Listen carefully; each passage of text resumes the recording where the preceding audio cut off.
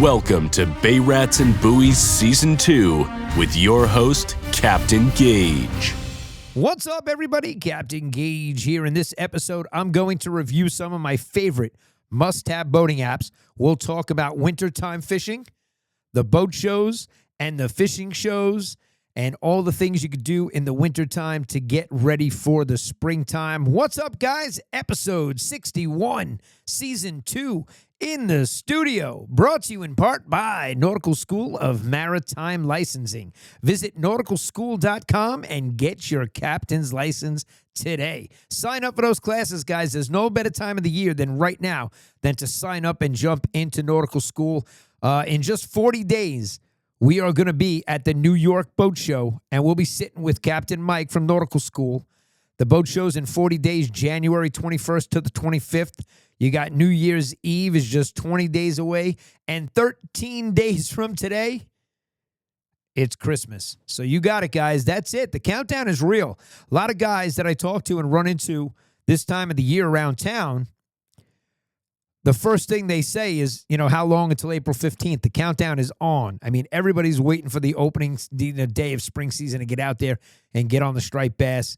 Or if you're waiting for May, if you're waiting for the fluke bite, or if you want to get out there early on the springtime tog bite, whatever you're into, everybody's itching. We're sitting tight for 5 months. So we got a lot of boating shows to go to and fishing shows. So I'm going to keep you abreast of all of those right here on Bay Rats and Buoys. Thanks for tuning in.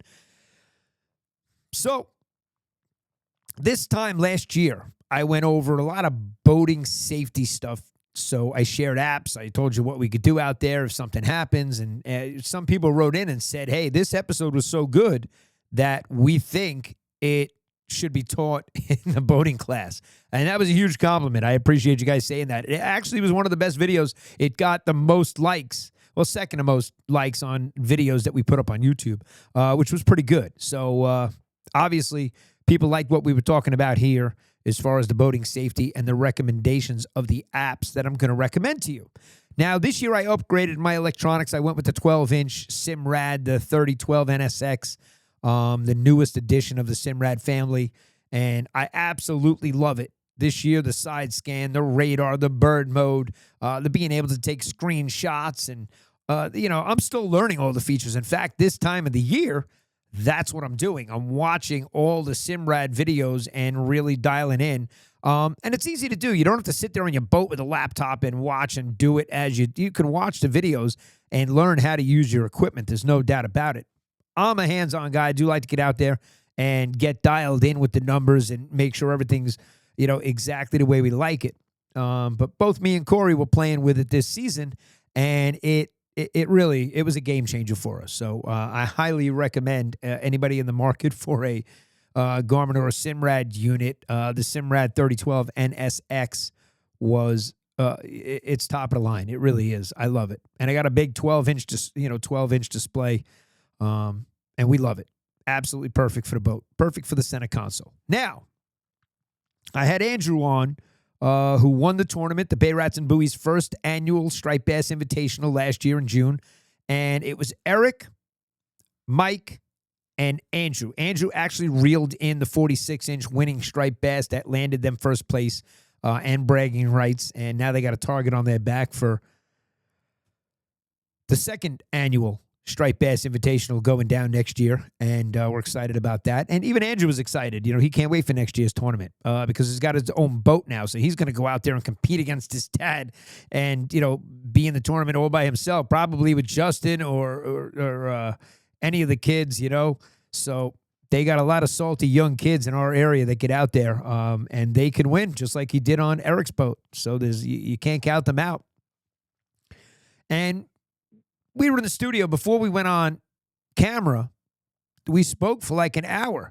And just like with a lot of the other captains, when you sit down and talk to them, you talk about a specific area, and then you want to show them. All right? Well, I can't show them on my Simrad 3012 NSX that's attached to my console right now on my boat. So I love the Navionics app. Always have. I've been using it since I ran Freedom Boat Club in Northport, the Northport location. And everybody that I trained, I said, you got to download this app.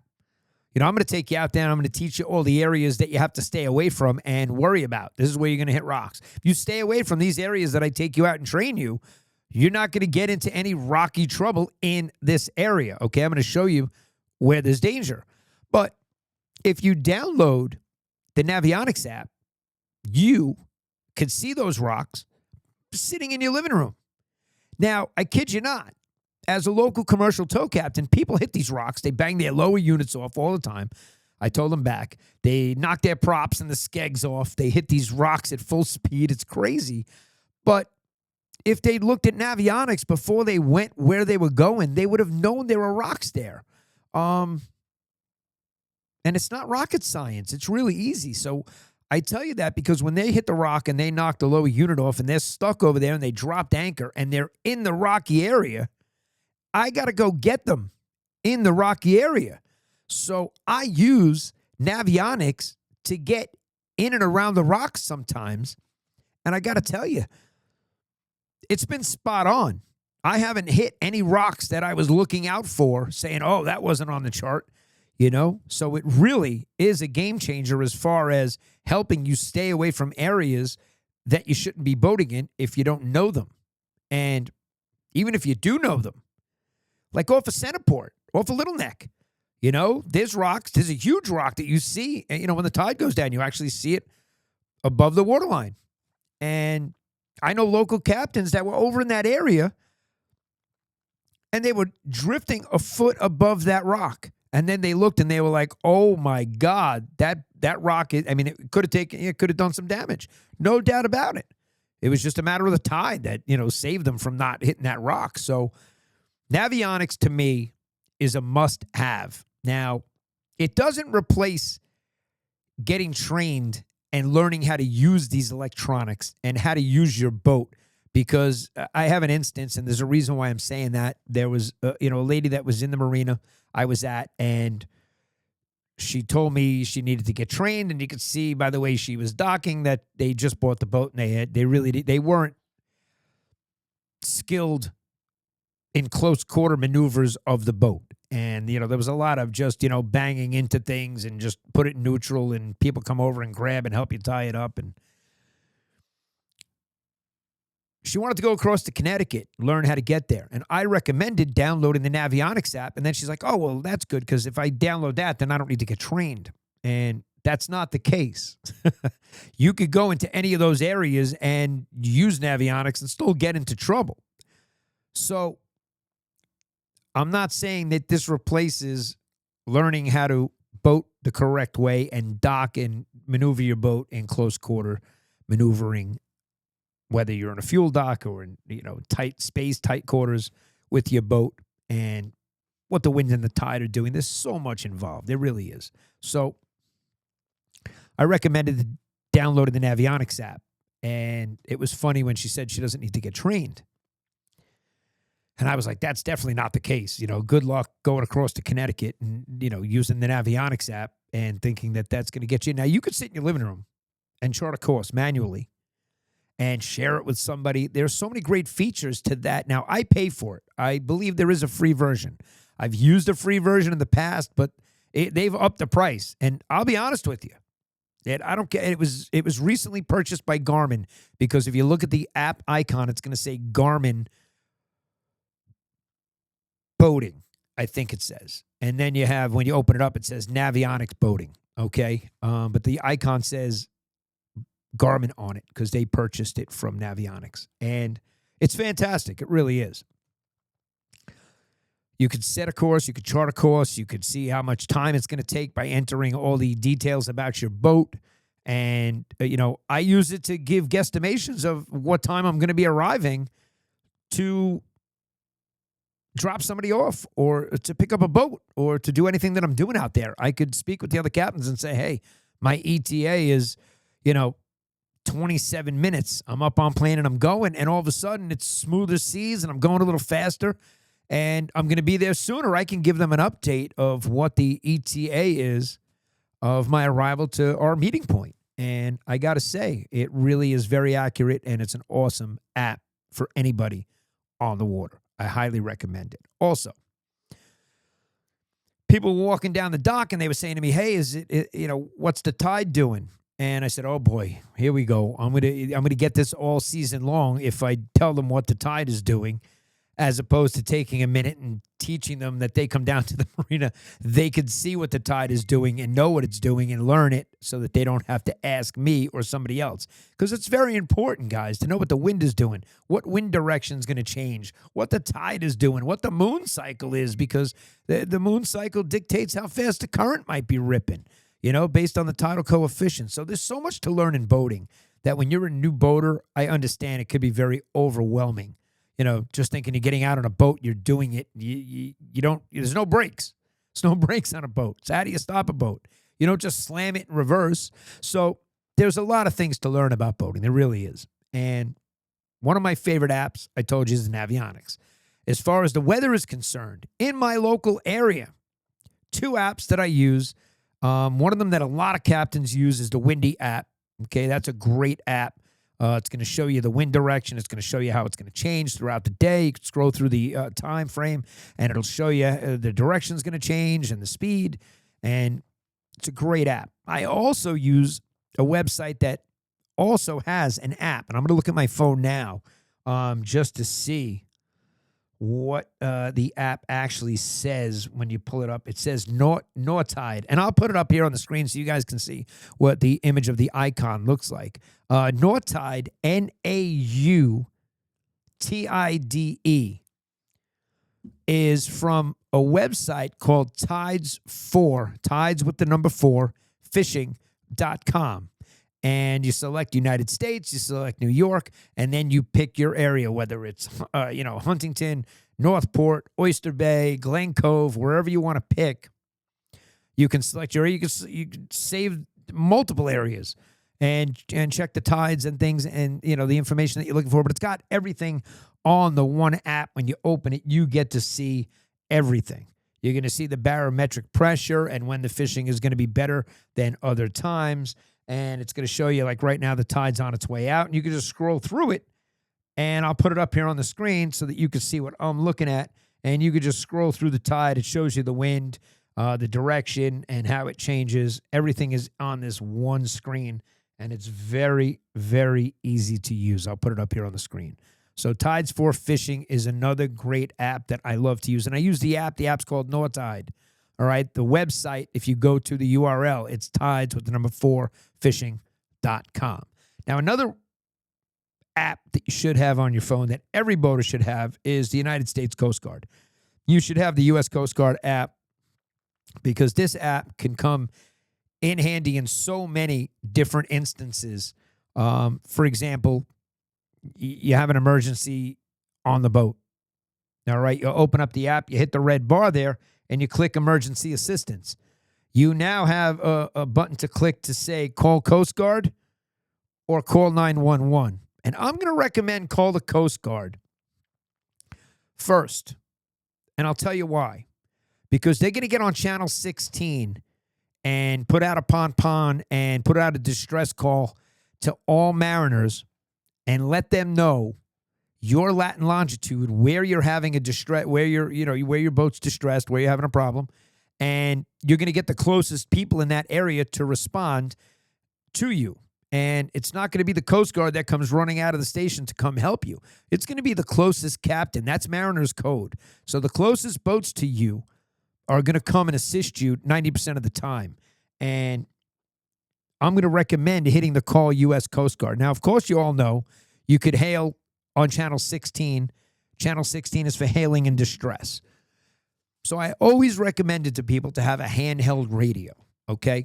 Because when your boat breaks down and your batteries don't work, your VHF radio is done. God forbid the boat's on fire like Frank's boat. Frank's boat was on fire. He put out the fire, but let's just say he pulled out his fire extinguisher and it didn't work, and he couldn't put out the fire, okay? And he had to get in the water. My iPhone in the water is most likely going to be obsolete and not useful to me for making those distress calls. Jumping in the water and holding it up is not going to be the easiest thing in the world. You know, these things they overheat, they get wet, they shut off, all kinds of problems. And I don't care what kind of phone you have. I have the newest version of the iPhone, and it's still going to shut off when the sun is on it. All kinds of things happen. So I've always recommended a VHF handheld radio. They float. This one I happened to grab out of a bag here in the studio, where I have stuff that was in the console that I grabbed because me and Corey are going to go through all the stuff on the boat and organize everything for the springtime. And this just so happened to be there. This thing hasn't been on a charger since, I want to say, July or August. And you turn it on, and there it is. It works. There's channels. It turned it on, went right to channel 16. And I could hit the boost signal and make a Mayday call. All right? And this thing is not transmitting miles away, but it's going to get to people that are closest to me, and somebody's going to be able to hear me. And they could also then relay the VHF message to the Coast Guard for you, which is what happens a lot of times. So having this on board and in the water with you, if you needed to go into the water for any circumstance, this is great to have. This is going to work. This is going to get the closest captain. Your phone, I wouldn't rely on that in the water, okay? Now, if your boat did break down, and this happens a lot in the bay. This happens a lot of times in the bay. People will break down and drop anchor, which is what you're supposed to do so you don't go drift into rocks and run aground and you know, just be a vessel that has no control of it. So you drop anchor. It's also going to make it easier for us to get to you and find you if we're looking for you. So one thing I noticed that a lot of people don't do, they see a boat anchored up, they just keep going on their 50-mile-an-hour boat, on their 50-foot Sea Ray, their 36-foot Sea Ray, their Formula, whatever they're on, their Galleon. They're going to come from Connecticut, Montauk, wherever they're coming back into the area, going back to their marina, and they are going to blast by you, not too far away from you, thinking you're anchored up there because you wanted to be there. And they may even wave to you when they throw you a wake that's 3 times the size of your boat. I can't begin to tell you how many times that happens. Now, I'm not saying it's going to be 100% effective, but I am going to say, I'm going to go ahead and shut this radio off. I am going to say that if you hung a disabled flag on your boat, so that everybody that's going to be passing by you sees that you're disabled, that you can't turn into their wake, and you can't steer your boat, you're disabled. You put this flag, they come in all the different packages. You buy it, you know, with the flares in them and everything else, and you hang this on your boat. Okay? And people are going to see, let's get it the right way here. You put this out, and everybody's going to know you're disabled. Okay? Hang this flag out over the gunnel, over your console, so that people see it. People are actually going to drive over to you, because when I was teaching the Freedom Boat Club members, and I would tell the member on the boat that we're training, I'd say, hey, watch what's going to happen. We're going to put this out, and somebody's going to come over to us and ask us if we need any help. And it was like clockwork. You put this flag out within a minute, any of the boats that were passing by that saw the flag started to drive over to you and said, hey, you guys all right? Now, if you put this out and the 50-foot Galleon sees it, that's a big boat, and he's throwing a serious wake, there's a good chance that captain is smart enough to know that you're disabled and you're anchored, and that he's going to throw you a big wake, and he may slow down. Now, if you can get on Channel 16, you could let people know that you're disabled there. And to give you a wide berth and no wake, you could request that. So it's learning how to do all those little things. But let me tell you, nobody ever has a distress flag hung outside their boat when they're disabled, when I pull up to them for any kind of assistance, you know? So I would recommend this if you're in the bay and you know big boats going to be passing by. hang your flag out, and let people know that you are disabled. Also, get rid of those old flares. There's no reason to have them anymore. Now everything is battery operated. This bad boy is Coast Guard certified, so you could use this. You'll pass your inspection with it if you're going to get your vessel safety inspection, which I get every year. And just make sure that you have the C batteries extra in your little case, because I keep this in a case on the boat with everything that I have, backup and safety, the whistles, the mirror, all the stuff that you have. Just because, you listen, you hope you never need it, but it's better to have it. This happens to be required. So this is something you're going to want to have on your boat. And for $100, because it's all, you don't want to have those old flares on your boat. It's actually illegal. If you got caught with outdated flares on your boat, they're illegal to have. At least that's what I was told. So this has zero expiration date on it, and I think that's great. Just put the batteries in it, you turn it, and you're good to go. I've actually used this on my boat on Father's Day with Pete Tarnowski. We were out there. It was the heaviest fog I had ever been in. And we hung this on the console, hanging, just so people would see this flashing light, but, through any of the fog. I don't know if they did or if they didn't, but we hung it anyway. It was just and we were sounding the horn every 30 seconds. It was the craziest Father's Day fog ever. It had to have been like 6-7 years ago. And we were out there. It was absolutely insane. So this year we had some fog too. This year we had some really foggy mornings that Rob and it was actually Howie. Howie, you guys didn't go out. You stayed close. You could have followed us. And we had that new Simrad unit installed, and the radar was it was a great day to test out the radar. It really was. And I don't know how I've been without it for years on this center console. But I probably wouldn't have went out in the past. I would have said, no way. There's no way I'm going out there. It's just dangerous. It's dangerous running in the fog when you really can't see, more than 100 yards in front of your boat, not even. But with the radar, we were able to see everything, which was huge. So thank God for the new Simrad and the radar. We love it. We felt spoiled out there this year. And then we put it in bird mode and we could find where the birds are working.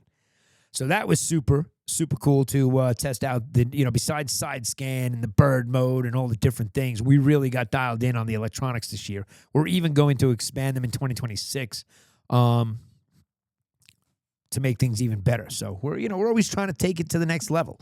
Like I said, I'm already getting messages from Manny and a bunch of the guys that have Spot Lock, and they know I'm getting it. They know I need it, and they all highly recommend it. They can't live without it. Gene, Frank just installed it on his boat. I mean, it's a must-have. This 2026. A lot of the boats are going to have either the Minn Coder or the Rodan, and I'll make my decision probably at the New York Boat Show. We'll have a discussion. I'll try to get both of the companies onto the podcast and see, weigh them out, the pros and the cons between the two, and see where they're going. And there's other models. There's other companies out there. Got competition these days, and they're really good. So I'm open ears come January 21st at the Jacob Javits Center. Super excited about that show. Guys, also, the Copeg Fire Department on January 31st, the Marine Unit Fishing Expo. So the Copeg Fire Department Marine Unit Fishing Expo, it's going down January 31st from 9 a.m. to 2 p.m. Bay Rats and Buoys will be there podcasting live and streaming on all of our social media feeds. We've been testing out a lot of new stuff here in the studio. We got new gear getting installed this week. Very excited about that. And we're also going to be venturing out. So what do we got? The boat show in January. You got the Copeg Fire Department Marine Unit Fishing Expo the last day of January. And then you have the Ward Melville show is 2 days. It's a Saturday and a Sunday this year in March. Okay? And I believe that's in the first week of March, the 8th and the 9th, around there. I'll put it up here on the screen. I just don't have it written down anywhere for me to see. Also, we're going to venture off into New Jersey for the New Jersey Saltwater Fishing Expo. Okay, that's March 13th through the 15th.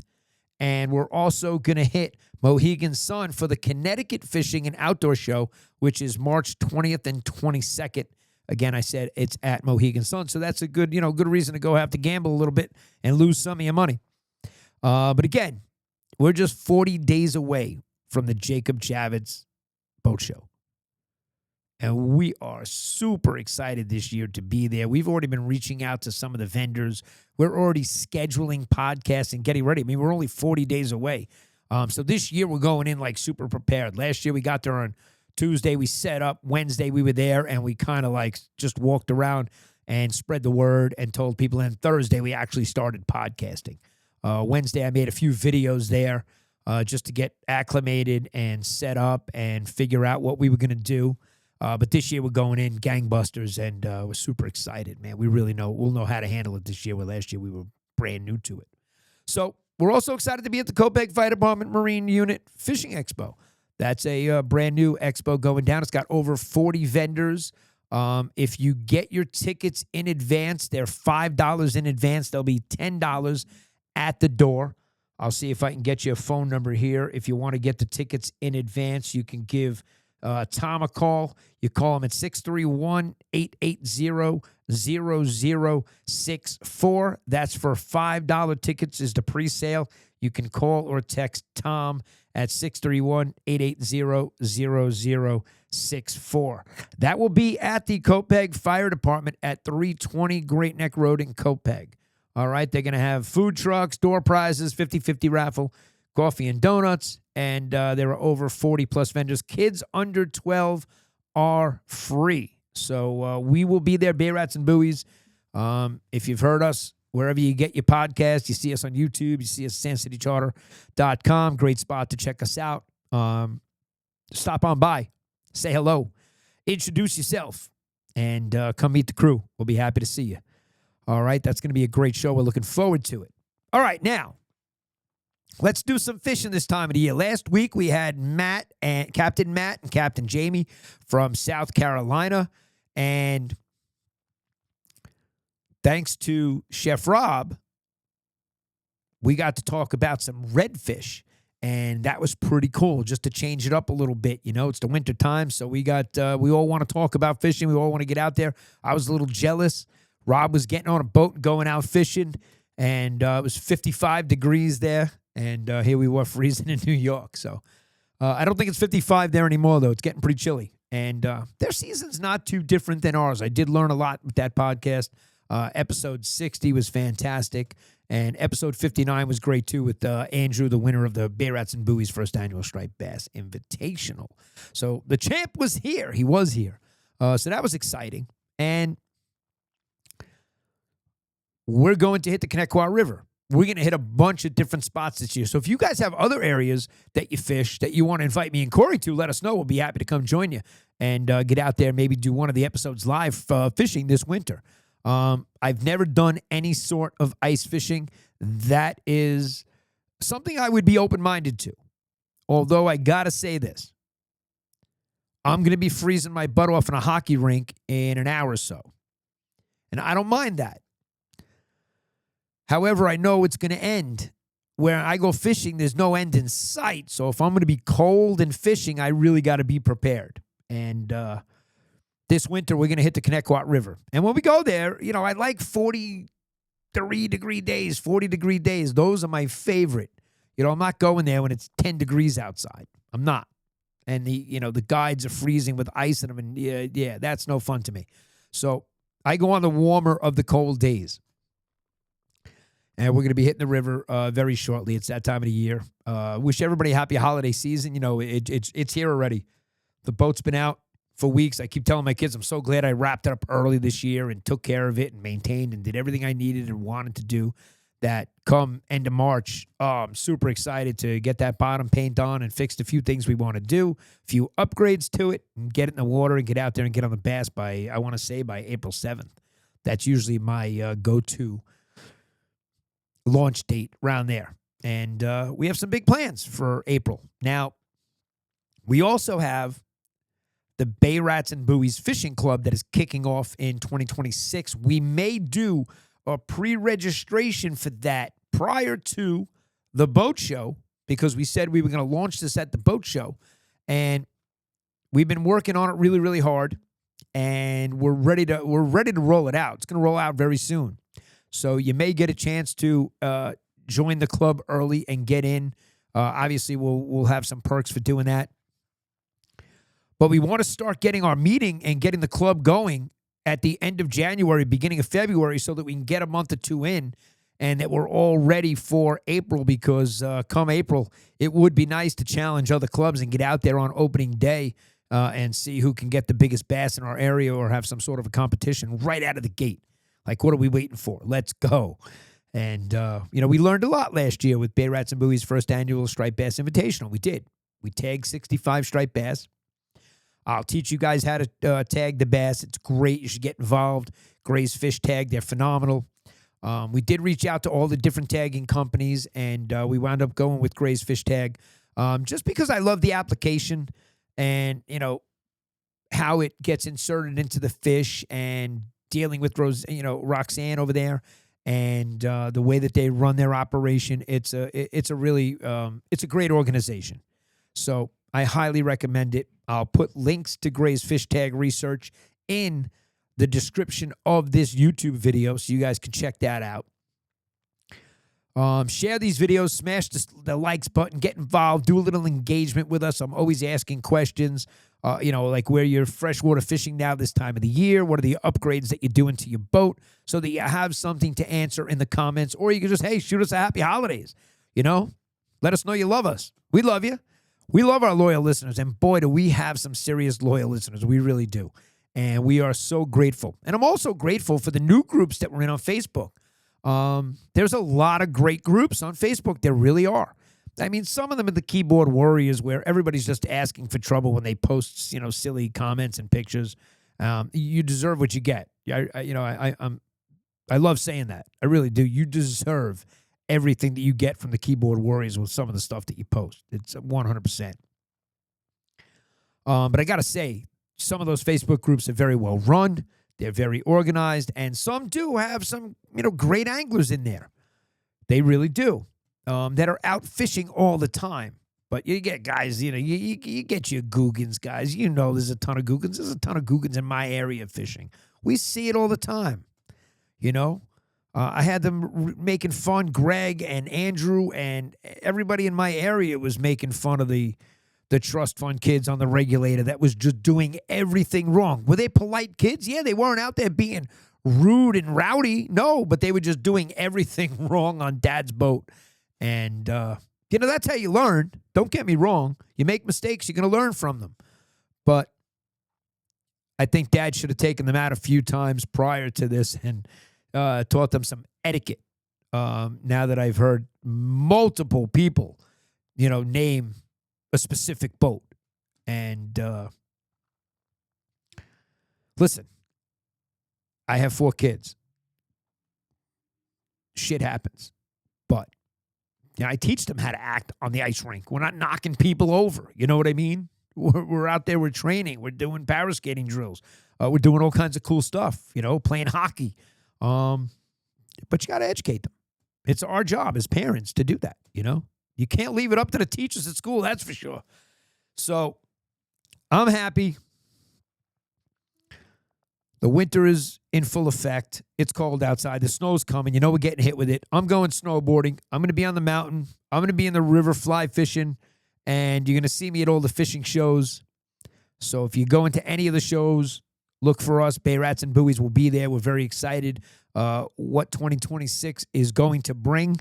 We're more prepared this year than we've been any year in the past. So Frank and Gene and Manny, and I'm not forgetting anybody's name, Chris and Lisa and Eric, who won the fishing rod and the raffle. We got some great people in our area that are also so very into this that right now they wish they were on their boat, And we all wish we were out there fishing. We miss it. We do. But we get a 5-month hiatus, and guess what? New Year's Eve is in 20 days. It'll be 2026 in 21 days. And there you go. From that point on, we got what? 4 months? 4.5 months until the season starts again. So that's the countdown is real. I keep saying it, but everybody I run into talks about the countdown, like how long until. And I look it up. I'll have it on my website. I go crazy with the countdown so that we know. Guys in the studio here will always say, hey, how long until you be fishing? And, so that's it, guys. Wish you happy holidays. We got Christmas. We got Hanukkah. We got New Year's. Wrap it up. And then, boom, we're off to the fishing shows. We're going to hit the boating shows first, the fishing shows second. And before you know it, spring will be here. So stay tuned in. Share the episodes with all your friends. To all our loyal listeners, thank you for tuning in. For all the Facebook admins that share and let us post the podcast in your group, we are grateful for you. We appreciate you. And we wish everybody a happy holidays. Captain Gaige, episode 61. Signing off. Captain Gaige, over and out.